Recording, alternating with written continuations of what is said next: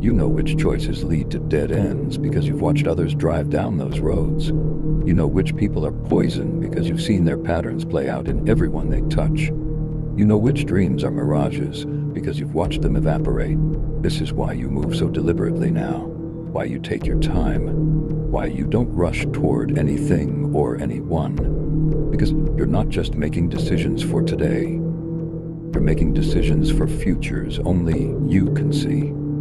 You're playing a game where you know the ending, and you're choosing which ending you want to experience. The people watching you think you're lucky, think you have some special advantage, think maybe you know something they don't. They're right about that last part. You know everything they don't. You know how stories end. You know how patterns complete.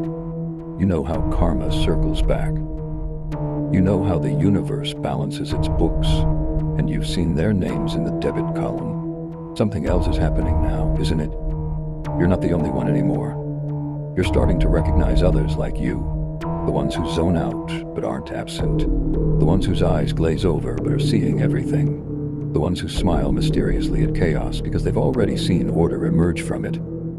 You're finding your tribe, except it's not really a tribe.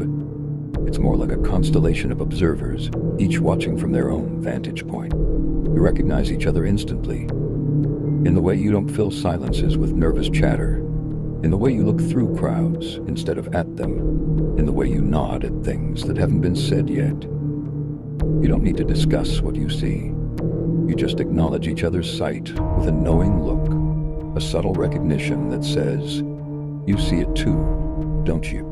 These connections are different, deeper, because you're not bonding over shared experiences. You're bonding over shared sight. You're not talking about what happened, you're acknowledging what's happening, what will happen, what's already happened in timelines that haven't solidified yet. You're having conversations in multiple dimensions simultaneously, and together your sight multiplies. What you could see alone becomes clearer when confirmed by another seer. The patterns you tracked individually become maps when overlaid with their observations.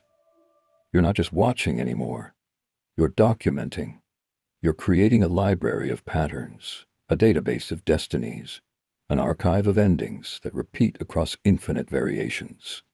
Your sight has become currency now, not in the way fortune tellers claim to see futures for money, but in the way your knowing changes the entire economy of your relationships.